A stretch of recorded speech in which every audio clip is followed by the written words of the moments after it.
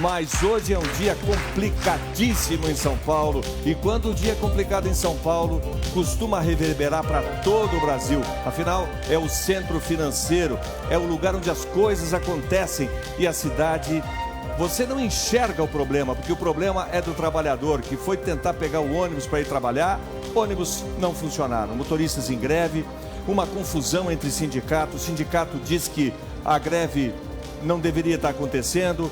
A Secretaria de Transportes do município diz que não entende por que esse movimento está acontecendo. Afinal de contas, tudo foi acertado numa assembleia. O fato é que quem paga é o trabalhador, porque os terminais, a maioria deles não está funcionando e são milhares de ônibus em São Paulo. E os trabalhadores o que fazem? Chegam lá para pegar o ônibus, não está funcionando, não vem o ônibus, está atrasado, ligam para a empresa, olha, hoje não vou, voltam para casa. Alguns conseguem ir de carro, outros conseguem ir de carona e muita gente, um fenômeno, numa cidade grande como São Paulo, um fenômeno. Muitos, são milhares de trabalhadores, estão indo para o trabalho a pé, foram a pé para o trabalho. Alguns desistiram, outros chegaram, como eu conversei com várias pessoas aqui na Record, que vieram a pé e caminharam quilômetros para não perder o serviço. E aí eu pergunto, quais são as implicações? Como é que isso bate para o trabalhador, para o comerciante que não abre o seu estabelecimento ou que funciona com metade dos funcionários? Como é que isso vai reverberar para aquele que marcou uma consulta médica depois de um ano esperando na fila? Sistema Público de Saúde, e essa consulta era hoje e ele não pôde por falta de transporte. Como é que as pessoas vão fazer se não puderam trabalhar? Elas vão ter o dia descontado? Tudo isso mexe com a vida dos paulistanos, mexe com a vida dos brasileiros. Vem aí a Copa do Mundo, muita coisa acontecendo. E na Patrulha do Consumidor, é claro que hoje o Celso Russomano vai explicar para você de casa, para aqueles que não puderam trabalhar, que estão tendo prejuízo, como é que essa greve vai implicar, né, Celso? Exatamente. Brito, eu já vou te fazer uma pergunta. Públicos. Fala. É o seguinte, a pessoa que tentou, mas não conseguiu trabalhar, voltou para casa. Essa pessoa terá o seu dia descontado? Pois é, por motivo fortuito ou de força maior, o patrão deve considerar e não deve descontar. Isso não é nem uma questão de defesa do consumidor, é uma questão trabalhista, né? É um motivo de força maior. O trabalhador gostaria de ir ao trabalho, não conseguiu, foi impedido de ir ao trabalho. Isso aconteceu comigo, eu estava conversando com a Ana Hickman, aconteceu com ela também, na nossa casa, independente das empresas que a gente tem, acontece na casa da gente, ou seja, a nossa empregada, a nossa secretária do lar, aquela pessoa que cuida da família da gente, super querida, não chega em casa porque não conseguiu embarcar. Então, neste caso, o patrão, o chefe dela deve considerar que foi por motivo fortuito e de força maior, então não deve descontar. Agora, existem outros prejuízos, né, Brito? Consulta médica, por exemplo. Ah, isso é bom. Pois é. Se você marca uma consulta e daí no dia você não consegue chegar para essa consulta, você pode remarcar? Como que fica isso? Às vezes a gente marca uma consulta e demora 6 meses, né, para ser atendida. Então, aí o serviço público, vamos colocar a coisa da seguinte forma, para que as pessoas entendam. O Código de Defesa do Consumidor enquadra os serviços públicos, todos eles. Eu tenho falado constantemente a respeito disso. Falo que serviço público são os diretos, que são saúde, segurança pública, educação, e os indiretos, que são transporte coletivo, que é telefonia e outros serviços públicos como energia elétrica, água, etc. e tal. Neste caso do transporte, o Código de Defesa do Consumidor fala exatamente o seguinte, eu vou ler para você conhecer seus direitos e saber como se defender, né? Então, o artigo 22 é que fala exatamente sobre isso. Olha aqui, ó. Os órgãos públicos por si, que são os órgãos públicos diretos, no caso aqui a Prefeitura de São Paulo, ou por suas empresas concessionárias, permissionárias sobre qualquer forma de empreendimento. As empresas de transporte coletivo, elas são permissionárias do serviço público, né? Elas ganharam uma concessão para poder operar fazendo transporte. Não é qualquer pessoa que pode. Vocês se lembram muito bem das peruas que foram aqui em São Paulo e em outros lugares. Elas foram impedidas de circular porque não existia concessão. A lotação, né? Exatamente, a antiga lotação. né? E vocês viram que várias dessas lotações foram transformadas em cooperativas e os próprios donos dessas lotações compraram micro-ônibus em São Paulo e prestam um serviço cooperado de transporte coletivo. Por quê? Porque tem autorização da prefeitura para fazer. Se não tivesse autorização, não poderia fazer. Diga-se de passagem, esse pessoal das cooperativas estão todos trabalhando. Sabia que nenhum ônibus parou das cooperativas? E sabe, ô Celso, a cidade de São Paulo está tendo inúmeros problemas em função dessa greve, dessa mobilização fantasma, porque eles decidiram em assembleia que continuariam trabalhando, que aceitavam a proposta dos patrões. Isso que foi colocado pelo próprio sindicato dos motoristas. Mas no outro dia, que foi ontem, fizeram mesmo assim a mobilização. Esvaziaram o pneu de ônibus, arrancaram a chave dos motoristas, jogaram pela janela, prejudicaram a população. Por que será que isso acontece? É um sindicato rachado? Quem manda nesse sindicato? Como é que acontece a mobilização? Vamos saber qual é a situação do povo de São Paulo nesse momento. O repórter Rogério Guimarães está no terminal Santana, é na zona norte de São Paulo. Como é que está a situação aí? Boa tarde, Rogério.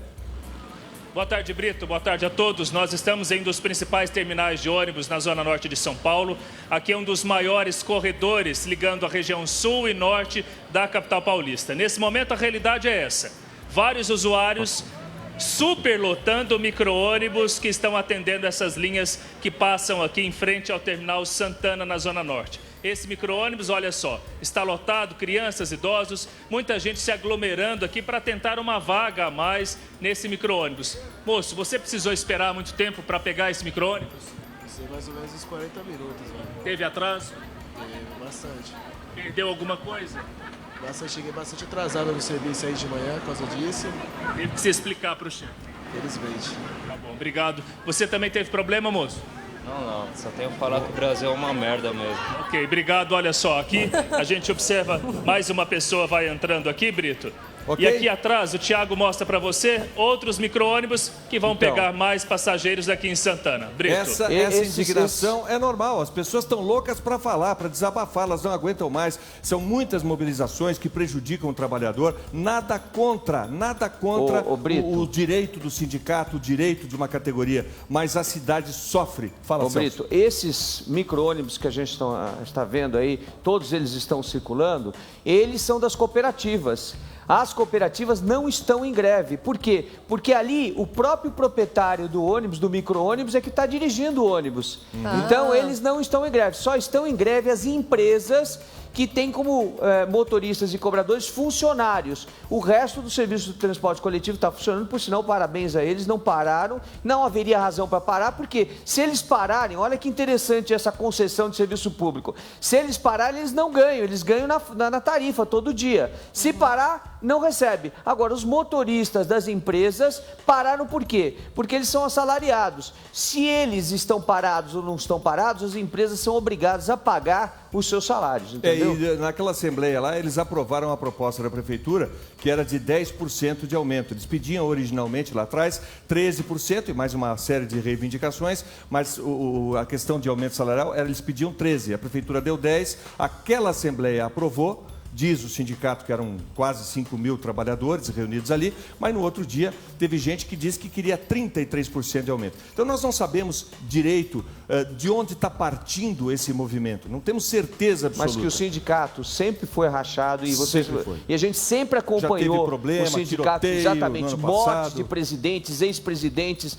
do sindicato, de motoristas e cobradores. Nós sempre tivemos esse problema sério, inclusive com mortes dentro do próprio sindicato. Mas é importante também que o poder público, que a Prefeitura de São Paulo saiba lidar com essa situação e não deixe as pessoas na mão, que é o que está acontecendo hoje. É isso que eu queria saber, porque assim, sem discriminar, sem apontar o dedo de quem deve fazer a paralisação ou não, mas eu fico pensando na grande maioria das pessoas, por exemplo, que aconteceu eu vou contar o que aconteceu na minha casa ontem. Uma das pessoas que cuida da limpeza da minha casa, ela saiu de casa às 4 horas da tarde, foi chegar na casa dela quase 11 horas da noite, andando a pé. E a outra não conseguiu chegar, ela teve que praticamente acampar no meu apartamento junto com a gente. Nós demos um jeito lá, enfim, estica sofá, dá um jeito, porque ela não tinha como ir para casa e ficou com medo de não conseguir chegar hoje. Tava um caos realmente. No meu ontem. escritório, na minha casa, todo mundo está sendo liberado às 2 horas da tarde, exatamente para que as pessoas tenham uma forma de chegar à casa delas Essa é uma boa com pergunta. segurança. Mas eu queria também É antes uma boa fazer uma questão. pergunta só pro Celso. Cadê o direito dessas pessoas? Se a pessoa não consegue voltar, Celso, se a pessoa, por causa desse movimento todo, não tem ônibus, não consegue o transporte para voltar, porque mora muito longe do trabalho, como é que a empresa vai lidar com esse funcionário? Pois é, vamos aí considerar de quem é a responsabilidade em primeiro lugar. É do serviço público, tá certo?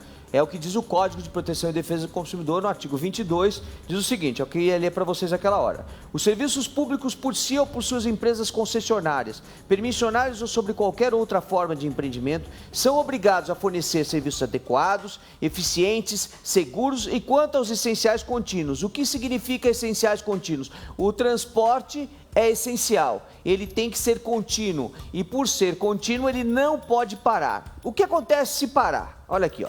Nos casos de descumprimento total ou parcial das obrigações referidas nesse artigo, serão as pessoas jurídicas, ou seja, o poder público, compelidas a cumpri-las e reparar os danos causados na forma prevista nesse código.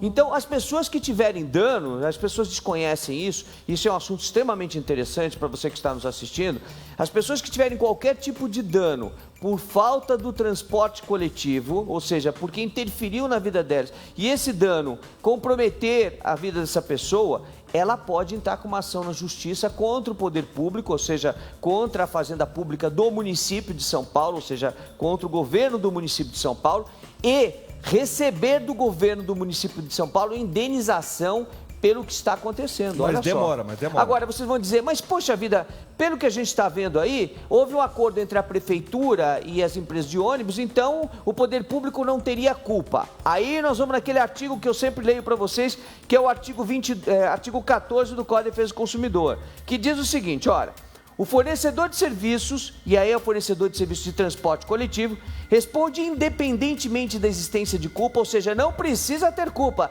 Nós aqui não estamos dizendo que alguém tem culpa.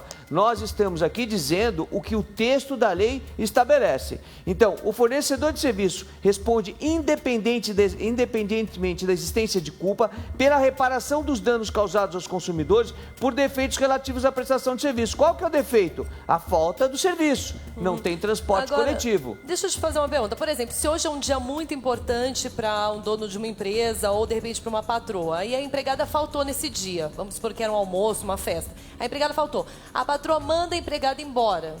Nesse caso, essa patroa ela pode ser autuada de alguma forma? O que acontece com ela? Seria direito trabalhista, mas eu posso responder.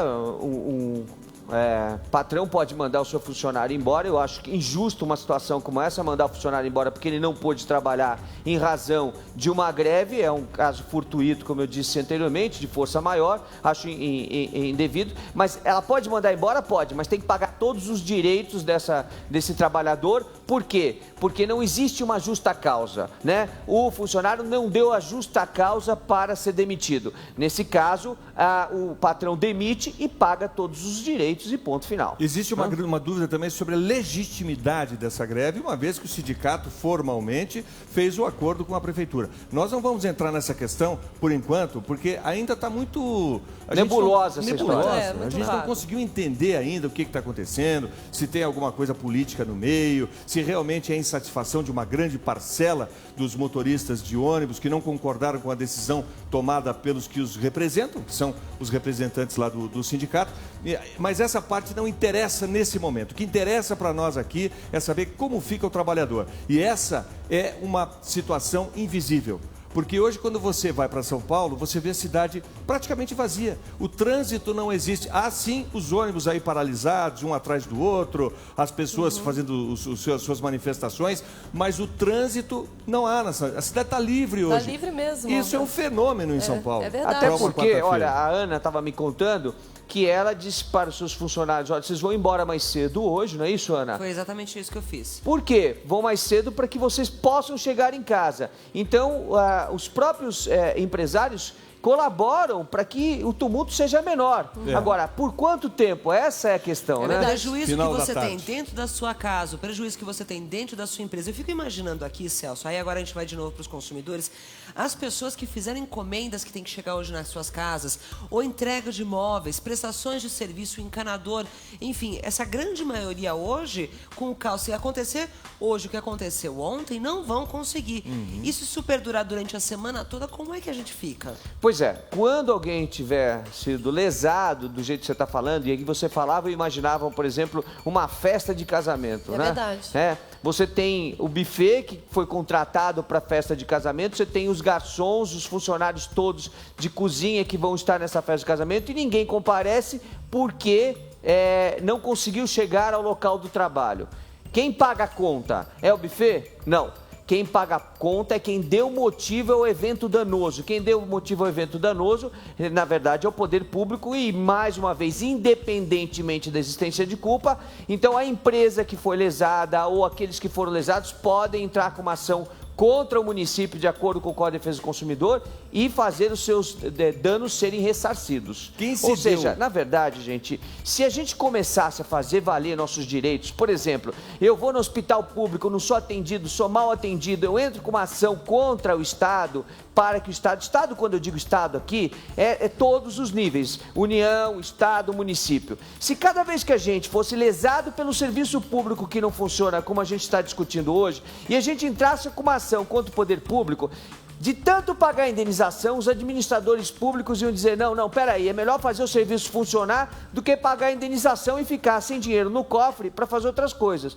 Mas é que o povo brasileiro ainda não sabe desse direito e não vai buscar esse direito, não reivindica o direito. Hoje, quem se deu menos pior, não vou dizer que quem se deu bem, porque numa situação Hoje como não essa, existe ninguém isso. se deu bem. Hoje não Algum tipo existe de prejuízo todo mundo vai ter, mesmo que seja apenas o prejuízo econômico. Mas quem se deu menos pior foi aquele motorista de automóvel, porque ele saiu para a cidade hoje, não tem ônibus e o trânsito é menor. Agora vamos ver no final da tarde, porque muita gente tem que voltar, tem que voltar.